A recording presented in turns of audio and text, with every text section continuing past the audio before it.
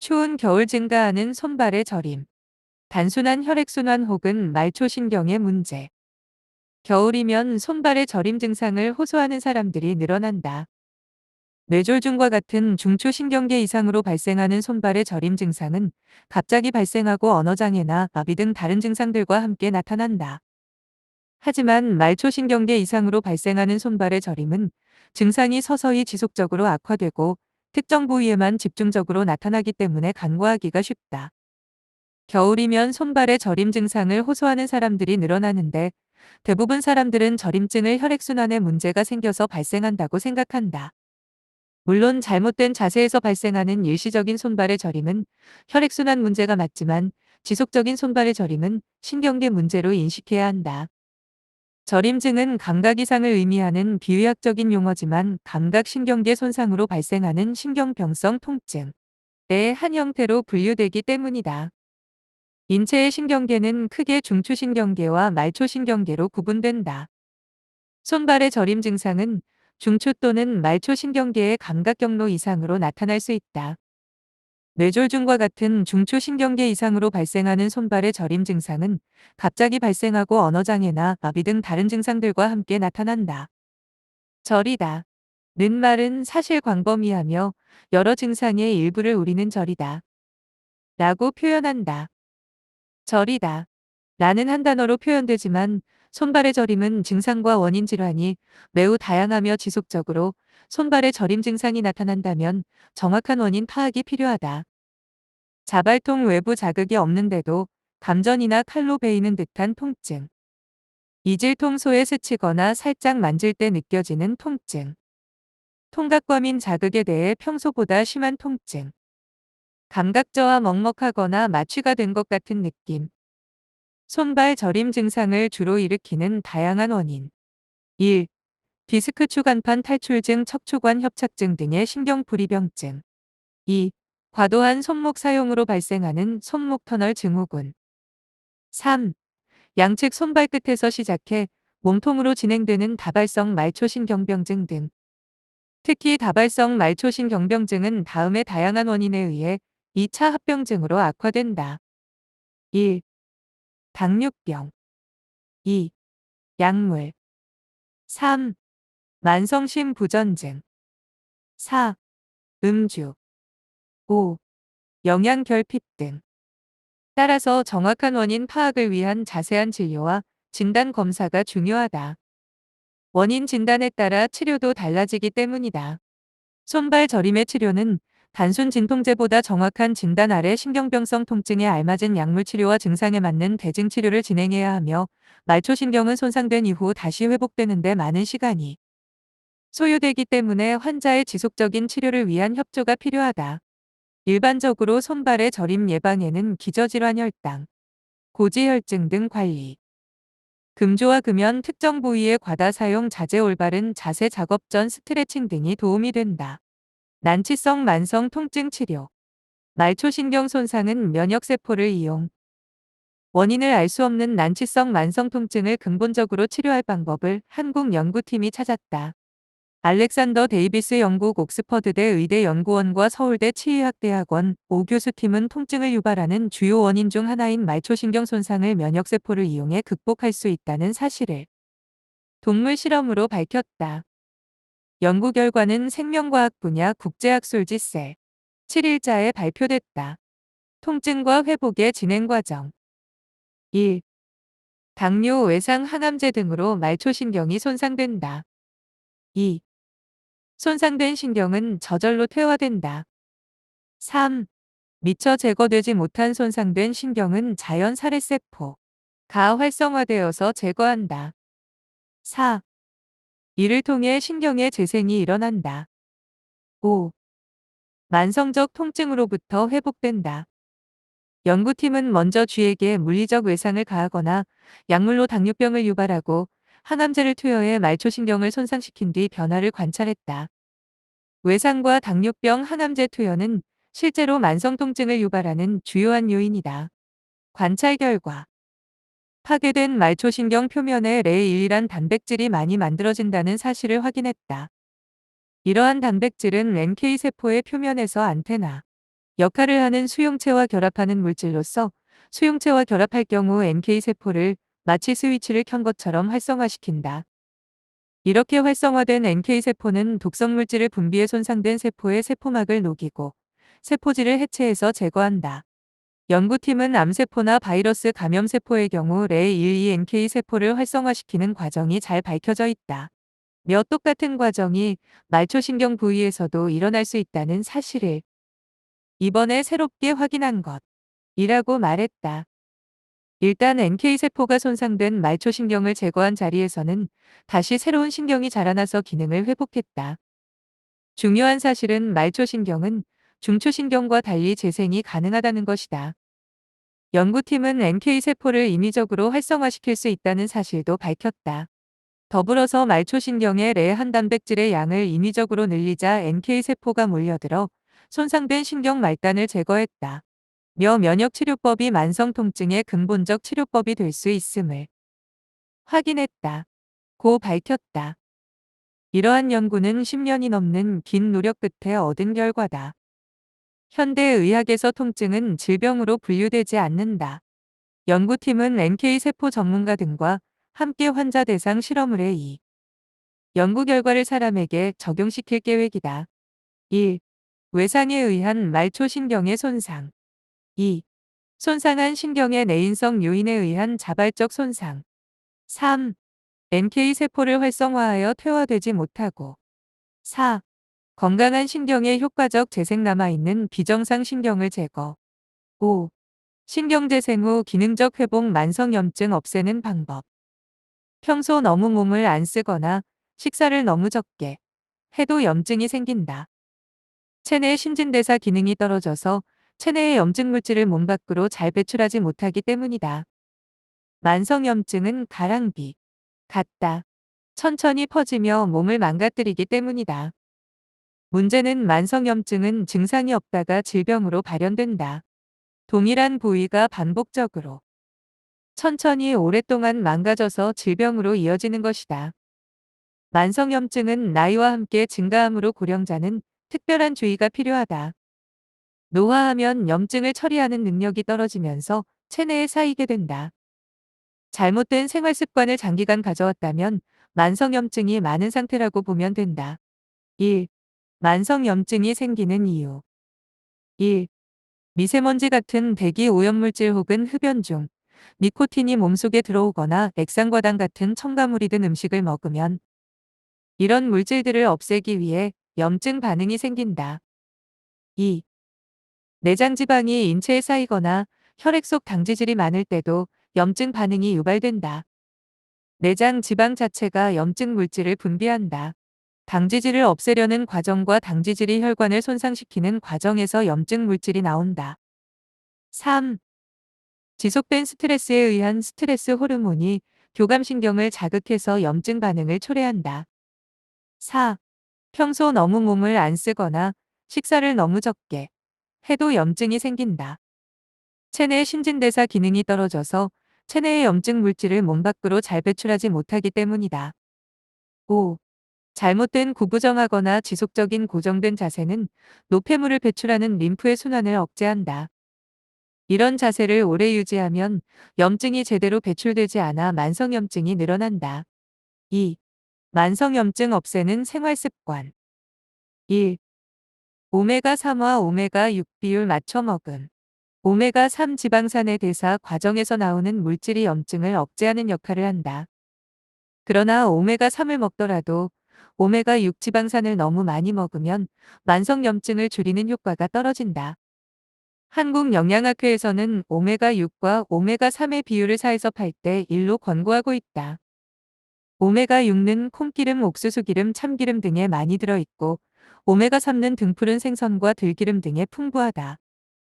한국인은 오메가6를 오메가3에 비해 20배나 많이 먹고 있으므로 오메가6 섭취는 따로 신경 쓰지 않아도 된다. 건강한 사람은 일주일에 2번, 만성질환이 있는 사람은 매일 고등어 한 토막을 먹는 게 좋다. 2. 양파와 베리류 섭취. 영국 식품연구소는 양파에 들어있는 케르세틴 이라는 식물영양소가 동맥경화증을 유발하는 만성염증을 예방한다는 실험 결과를 내놓았다. 블랙 라즈베리, 아사이베리 등도 강력한 항산화 효과가 있어 만성염증을 예방한다는 동물 실험 결과가 있다. 크랜베리는 방광염류로 감염을 예방해주는 효과가 증명돼 천연 항생제로 불린다. 평소에 이런 식품을 자주 먹으면 좋다. 3. 하루 40분 유산소 운동. 살이 쪄 지방세포가 커지면 지방세포에서 염증을 유발하는 물질 TNF-알파 등을 분비한다. 지방세포 크기를 줄이는 유산소 운동을 해야 한다. 수영, 조깅, 자전거, 타기 등을 매일 40분 정도 하는 것이 좋다. 다만 과도한 운동은 오히려 몸속 산화 스트레스를 늘려 염증이 심해질 수 있으므로 운동을 할 때는 숨이 차고 땀이 등과 이마에 조금 배어 나올 정도로만 해야 한다. 더불어서 근육 운동도 해야 한다. 근육은 세포 괴사를 막아 염증 발생을 억제한다. 근육을 키울 수 있는 근력 운동 아령 혹은 덤벨 들기 등을 매일 20분 정도 한다. 4. 햇볕 쬐며 야외 활동.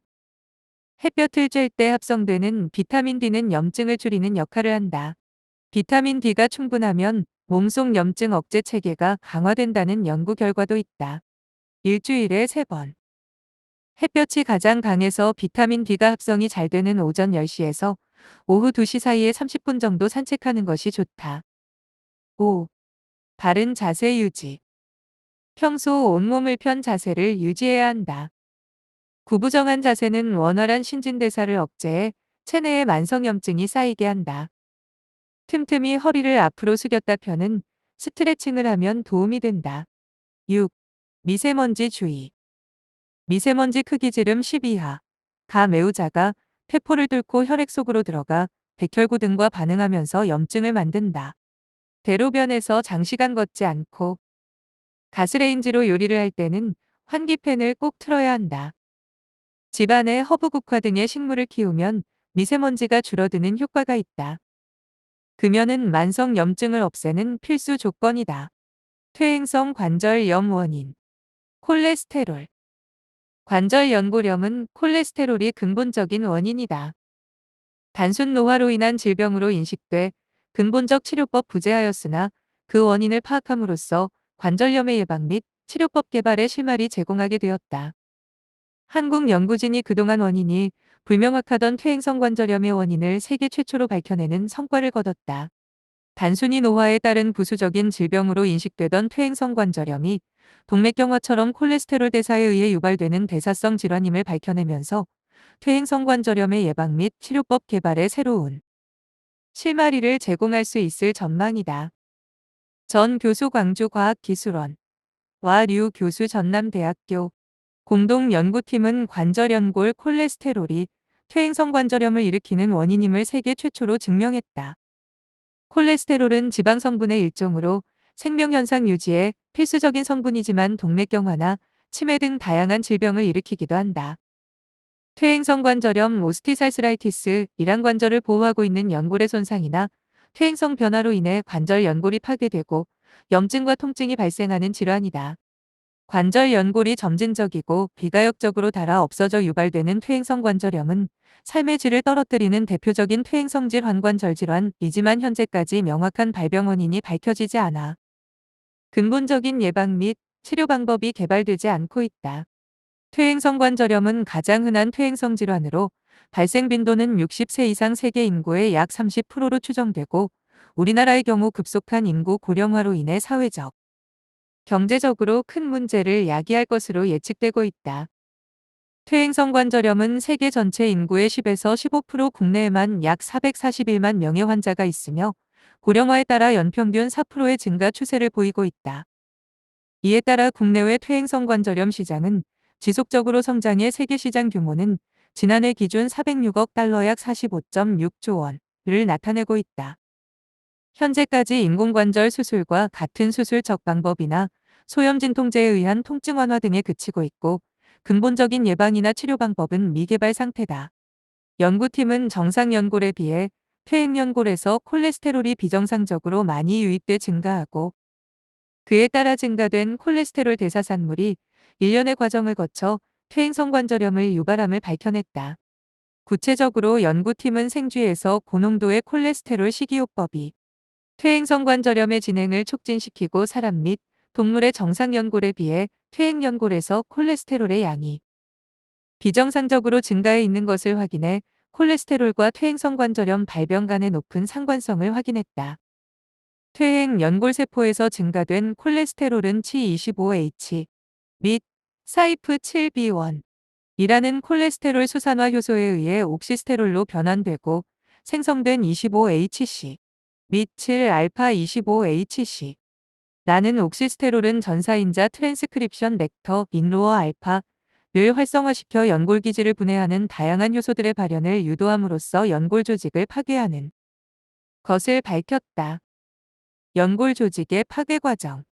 이 연구 결과에 따르면 관절 연골에서 콜레스테롤의 유입을 차단하거나 CH25H 및 사이프7B1에 의한 콜레스테롤 대사의 억제 또는 전사인자인 로어 알파의 활성 억제 등은 모두 퇴행성관절염을 억제하는 것이 증명됐다. 교수팀은 이 연구는 퇴행성관절염이 단순히 노화에 따른 부수적인 질병이 아니라 동맥경화처럼 콜레스테롤 대사에 의해 능동적으로 유발되는 대사성 질환임을 밝혀낸 것이라며 퇴행성관절염의 예방 및 치료법 개발에 새로운 실마리를 제공할 것으로 기대한다고 연구에 의의를 설명했다. 연구는 과학기술정보통신부 기초연구지원사업 개인연구 집단연구의 지원으로 수행되었으며 연구 성과는 세계 최고 수준의 국제학술지 네이처 2월 7일 자에 게재됐다. 무릎 통증, 연골 손상의 신호. 건강보험심사평가원에 따르면 2015년, 2017년 관절염 환자 중 60대 이상이 약 80%를 차지하고 있지만 40에서 50대 관절염 환자도 약 19%에 달한다. 중년 이후 관절이 약해진 상태에서 과도한 운동으로 연골에 손상을 주게 되면 무릎 관절염의 확률이 그만큼 높아진다. 자주 무릎 통증이 느껴지거나 갑작스러운 부상 뒤 통증이 지속된다면 무릎 연골의 손상을 의심해 봐야 한다. 무릎 관절염 초기에는 가벼운 통증으로 시작하므로 통증이 관절염 탓인지를 환자 스스로 인식하는 것이 중요하다. 무릎 관절염의 원인은 다양하지만 노화와 더불어 무리한 운동을 하거나 외상의 경험이 있으면 무릎이 아플 확률이 높아진다. 하나의 사례로 주부 문 47세 씨는 지난해 8월 하순에 더위가 거의 끝나고 날씨가 선선해지자 헬스클럽에서 운동을 시작했다. 조깅 등 유산소 운동, 아령 등을 이용한 근력 운동을 합쳐 1시간씩 매일 했다. 그러던 어느 날 옷자리 아령을 들다 허리에 미세한 통증을 느꼈다. 얼마 지나지 않아 다리 저림 증상과 무릎 허리 통증이 나타났는데 그는 척추후 관절증 후군 이라는 진단을 받고 치료를 받았다. 폭염이 주춤하고 선선해지면서 다시 운동을 하는 사람이 늘 것으로 보인다. 하지만 문 씨처럼 운동을 잘못하다 관절을 다칠 수 있다. 관절을 어떻게 관리하고 쓰는가에 따라 나이에 상관없이 무릎 통증이 찾아올 수 있다. 그러나 관절염은 노력해서 관리할 수 있는 만큼 통증 신호를 알면 무릎 탓에 고생하는 일을 피할 수 있다. 관절에 악영향을 미치는 잘못된 습관과 비만도 관절염의 원인이 될 수 있다. 관절 건강에 최대적인 비만이 남성에게 크게 증가하고 스포츠를 즐기는 인구가 늘면서 외상으로 인한 부상도 늘어 남성 관절염 환자가 증가하는 추세다. 연령별 퇴행성 관절염 환자 수, 인대연골 파열 등 운동으로 인한 관절 질환자는 대부분 남성이다. 이러한 부상이 계속되면 나이가 들어 관절에 퇴행성 변화가 생길 때 관절염으로 쉽게 이완된다. 운동할 때 관절이 붓거나 통증을 느낄 정도의 무리한 동작이나 가속, 힘주기 등은 피해야 한다. 일단 스포츠 활동 중 무릎을 다쳤다면 증상이 비교적 경미하더라도 정확한 진찰을 받아야 한다. 좌식 생활로 의자보다는 바닥에 앉거나 쪼그려 앉아 일을 하는 습관으로 생기는 퇴행성 관절염은 여성 환자의 비율이 압도적으로 높다. 신체 조건에서도 여성이 남성에 비해서 불리한 편이다. 여성이 상대적으로 무릎 주변 근육량이 적어 무릎 관절의 체중 부하가 집중돼 연골의 마모가 쉽게 일어난다며 연골이 약해져 연화되는 연골 연화증을 시작으로 연골의 노화를 가속화시켜 퇴행성 관절염, 이 진행되는 것을 주의해야 한다. 무릎 주변 근육이 튼튼하면 근육 쪽으로 하중이 분산돼 관절에 하중이 쏠리는 것을 막아줘 연골을 보호하는 데 도움이 된다. 관절은 한번 손상되면 복구가 힘들기 때문에 평소 올바른 식습관과 꾸준한 운동으로 건강한 상태를 유지해야 한다. 관절을 둘러싼 근육이 약화돼 관절에 무리가 가거나 오랜 세월 반복적으로 사용하면 관절을 보호하고 있는 연골의 손상이나 퇴행성 변화로 인해 염증과 통증이 발생하는 관절염이 발병한다. 움직일 때 무릎에서 소리가 나고 무릎이 붓는 등의 증상이 대표적이다.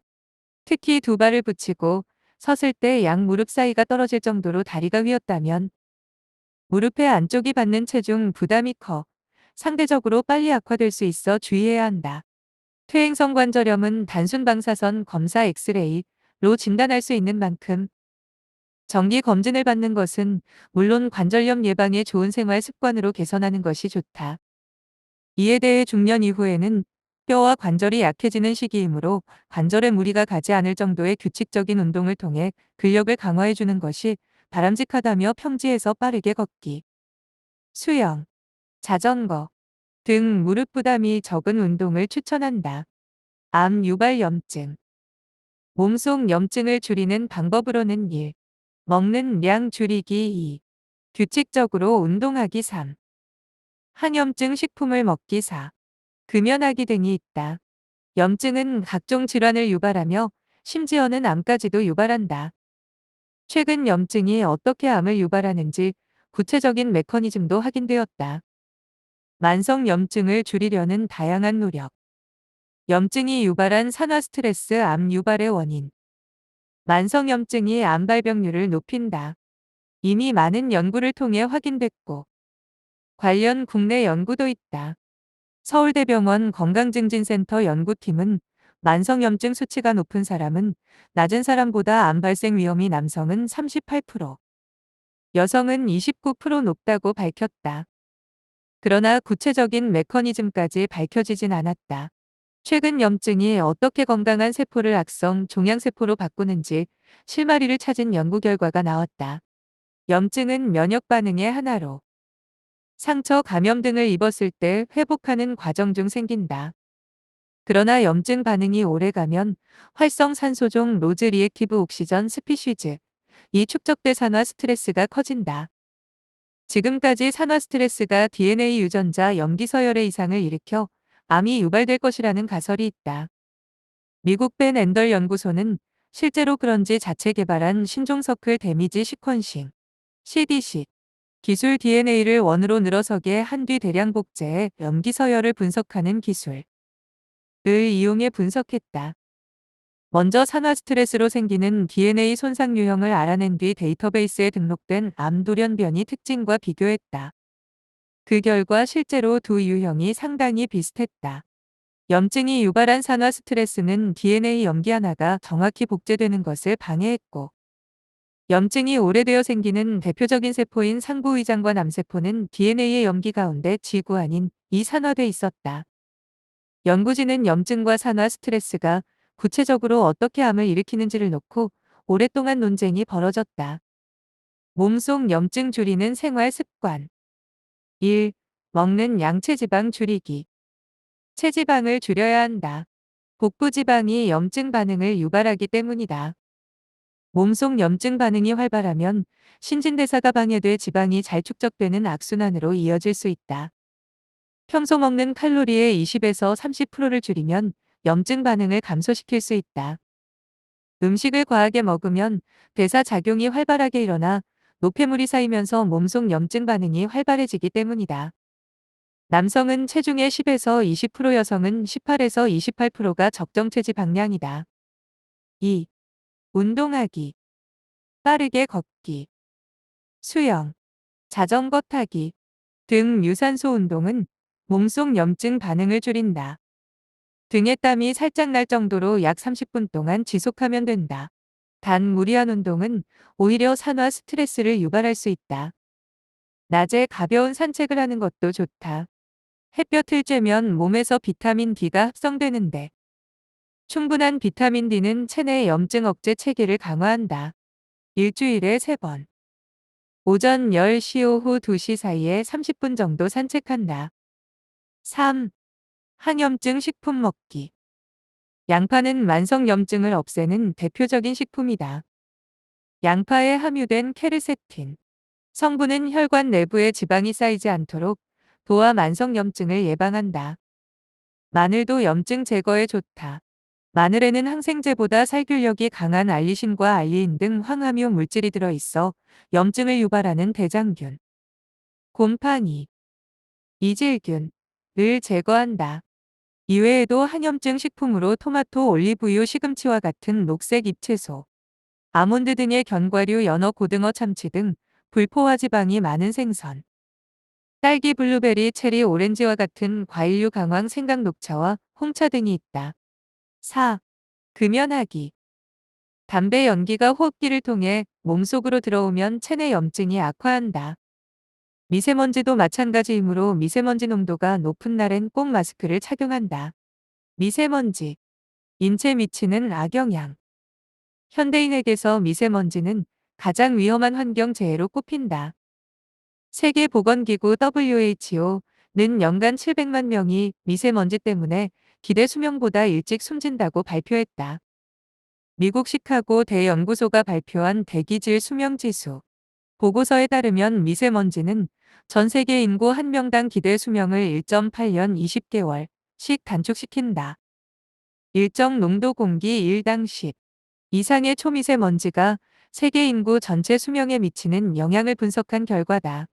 같은 방식으로 분석했을 때 흡연은 1.6년, 음주와 약물 중독은 11개월, 에이즈는 4개월씩 수명을 단축하는 것으로 나타났다. 결론적으로 미세먼지가 술, 담배나 에이즈보다도 해롭다는 것이다.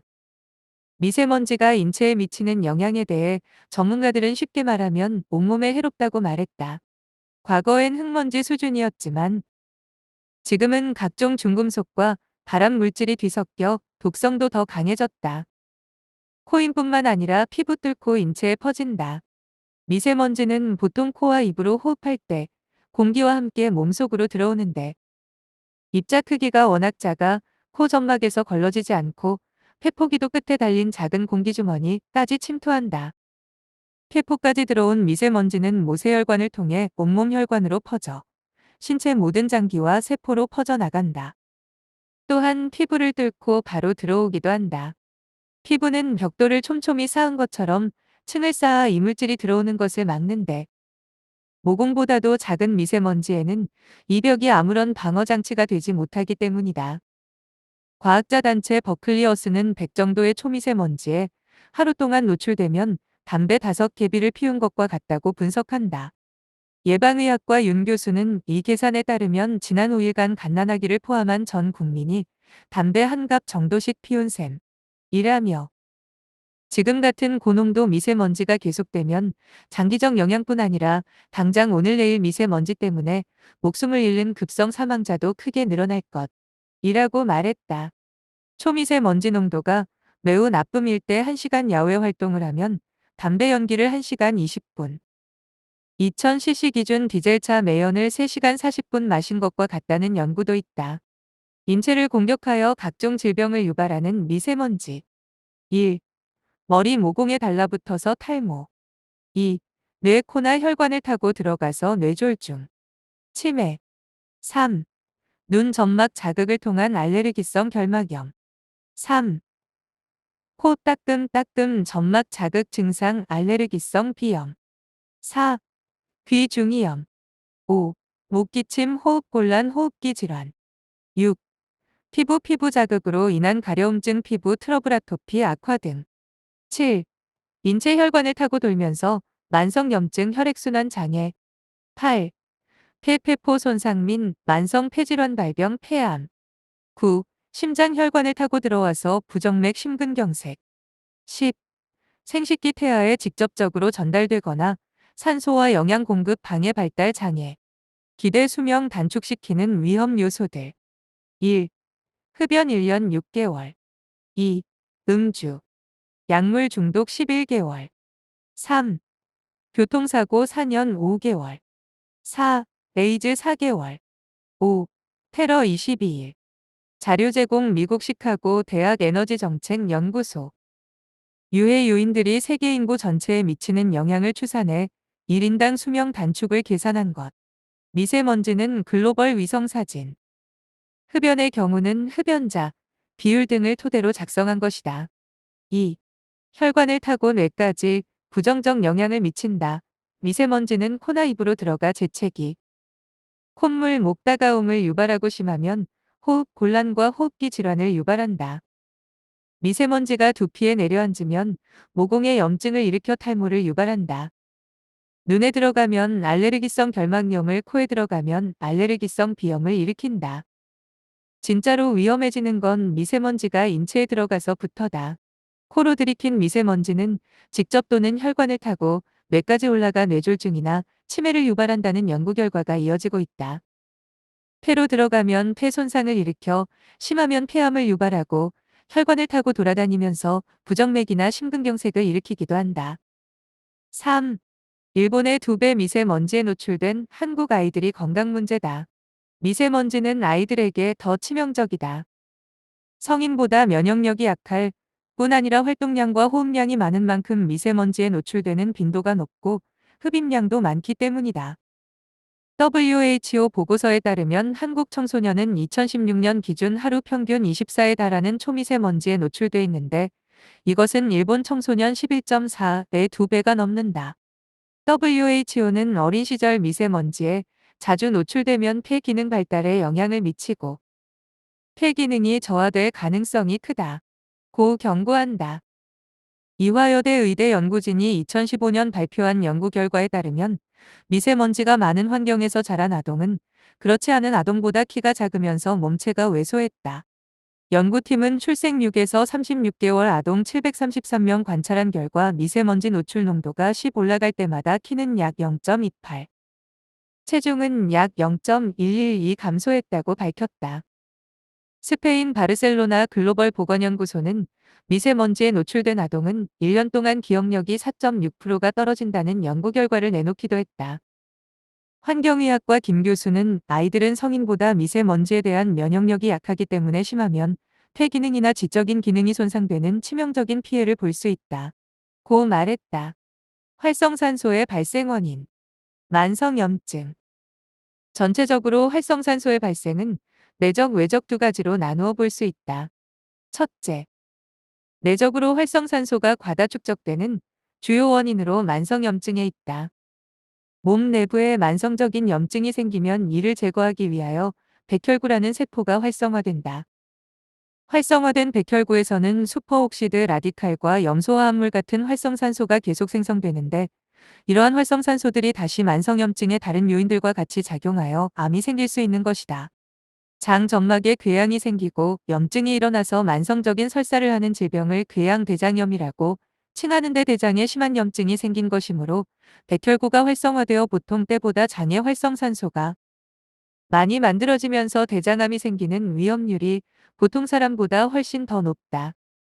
성면에 오래 노출된 사람에서는 폐암의 일종인 악성 중피종이 잘 생기며 특정 기생충 감염 시에는 방광암이 잘 생길 수가 있는 것도 비슷한 이치이다.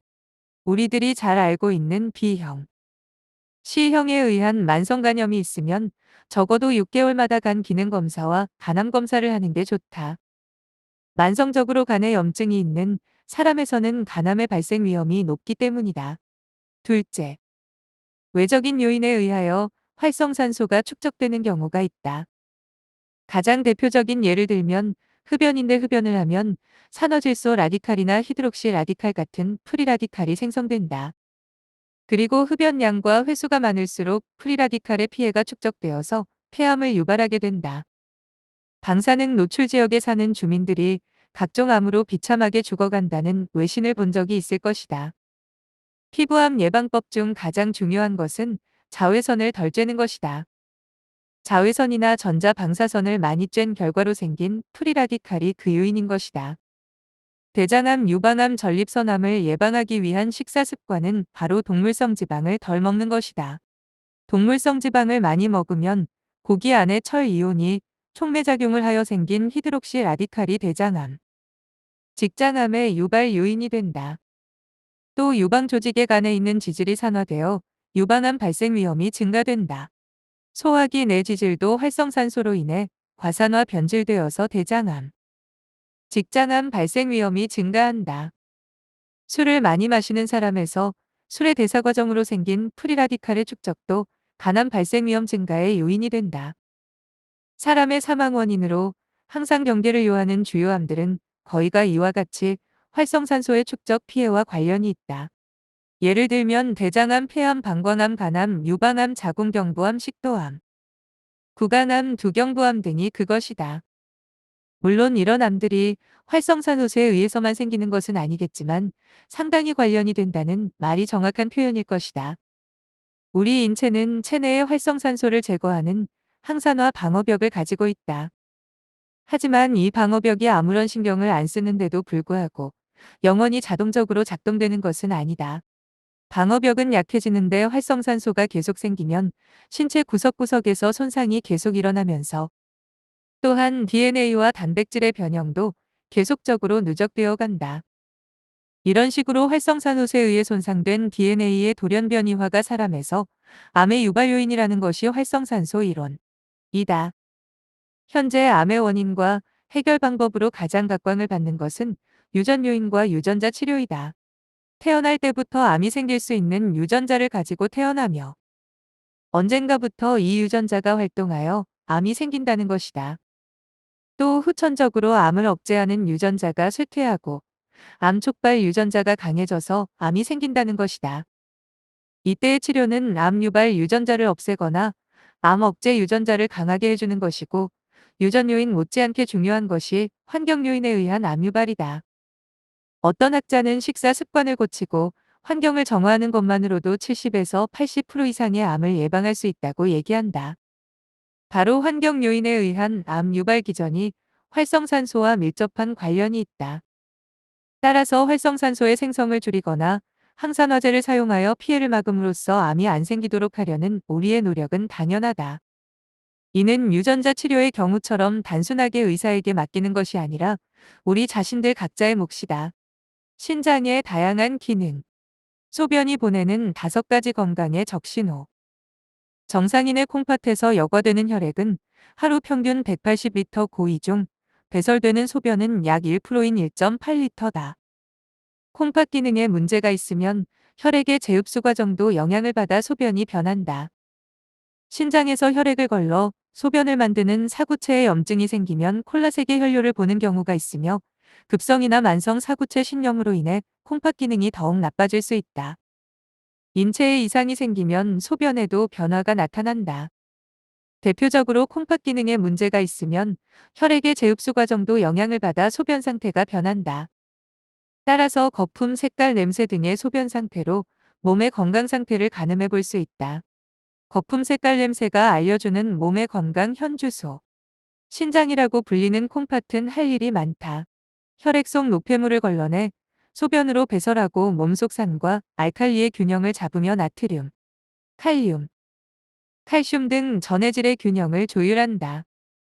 또한 생명 유지에 필수적인 호르몬을 생산 분비해 혈압을 조절하고 비타민 D를 활성화시키기도 한다. 이처럼 많은 기능을 담당하는 콩팥은 아프더라도 티를 내지 않아 문제다. 일부 조직이 망가지더라도 남아있는 조직이 평형 상태를 유지하는 콩팥은 70% 이상 손상되기 전까지 별다른 증상이 없다. 따라서 정확한 검진 없이는 손상 정도를 알아차리기 힘들다. 자각 증상만으로 콩팥 이상을 발견하기는 어렵기 때문에 고혈압, 당뇨병, 가족력 신장병력이 있는 환자나 장기간 신장에 무리를 주는 약물을 복용하고 있다면 신장 기능 검사를 받는 것이 좋으며 자신의 소변 상태를 살피는 것도 방법이다. 정상인의 콩팥에서 여과되는 혈액은 하루 평균 180리터고 이 중 배설되는 소변은 약 1%인 1.8리터다. 콩팥을 통해 필요한 수분과 영양분은 재흡수되고 불필요한 노폐물은 배출되기 때문이다. 콩팥 기능에 문제가 있으면 혈액의 재흡수 과정도 영향을 받아 소변이 변한다. 따라서 소변 상태로 몸의 건강 이상을 가늠해 볼 수 있다. 1. 소변에 거품 많다면 단백뇨. 비누를 풀어놓은 것처럼 거품이 많이 생기거나 사라지지 않는다면 단백질이 소변으로 배출되고 있을 수 있다. 단백뇨는 혈액을 여과하고 재흡수하는 신장 기능이 떨어져 발생하며 내버려두면 만성 신장염으로 이어질 수 있다. 2.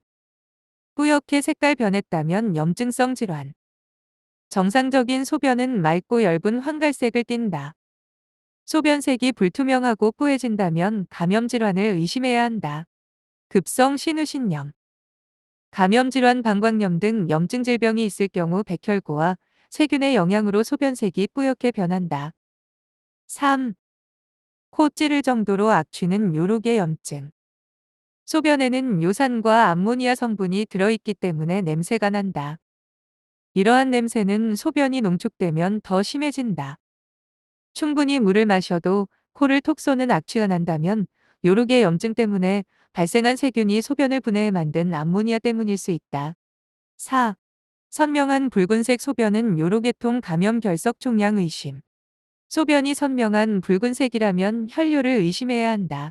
혈뇨 증상을 보이는 질환은 급성 신우신염이나 방광염 같은 요로계통 감염이나 결핵, 암 결석 등이 있다. 특히 40세 이상이 혈뇨를 본다면 요로계통의 암 검사를 받는 것이 좋다.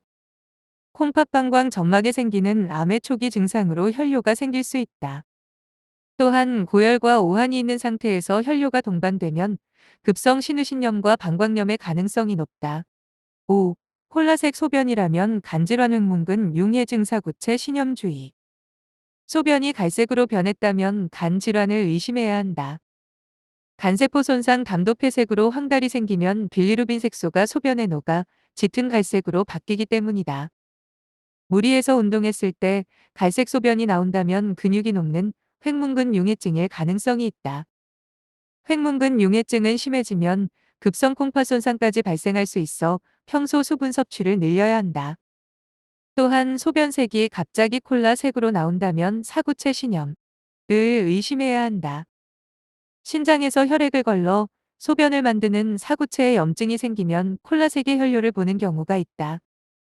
급성이나 만성 사구체 신염으로 인해 콩팥 기능이 더욱 나빠질 수 있다. 갑작스러운 어지러움. 이런 어지럼증을 느끼는 분들 중에는 귀에 문제가 생긴 경우가 많다. 어지러움을 일으키는 대표적인 귀 질환은 이석증 전정 신경염 메니에르병 등이 있다. 1. 어지럼증 원인. 어지럼증은 크게 뇌와 관련된 중추성의 원인과 귀 등의 다른 기관과 관련된 말초성 원인이 있을 수 있다. 중추성의 원인으로는 뇌경색 뇌출혈 등이 있을 수 있고 말초성 원인으로 이석증, 메니에르병, 전정신 경염 등이 있을 수 있다. 그 외 심혈관계 문제, 심리적인 문제가 있을 수 있다. 2. 어지럼증의 대표적인 질환. 이석증은 어지럼을 일으키는 원인 중 가장 흔한 질환으로 인체의 균형을 잡아주는 이석기관에 있는 이석이 외상, 바이러스 감염 등으로 떨어져 나와 귀의 다른 기관으로 이동하여 가세 변화에 따라서 세상이 빙빙 도는 듯한 회전성 어지럼증을 유발하는 질환이다. 메니에르병은 발작적인 어지럼증, 난청, 이명, 이충만감 등을 특징으로 하는 임상 증후군이다. 뇌의 내림프에게 순환에 문제가 생겨 귓속 뇌의 압력이 증가하여 증상이 발생하는 것으로 알려져 있다. 3. 주로 발생하는 연령층. 질환별로 보면 이석증은 30에서 40대에 발생하기 시작하고 나이가 증가할수록 발병률이 증가하고 외상에 의한 경우는 남녀 차이가 없으나 발생 원인을 알 수 없는 특별성인 경우 여성에서 더 많이 나타난다고 알려져 있다. 메니에르병의 경우 40에서 50대에서 가장 많이 발생하며 주사에서는 드물고 또한 여성의 비율이 남성에 비해 높은데 이는 호르몬과의 관련성으로 생각된다. 4.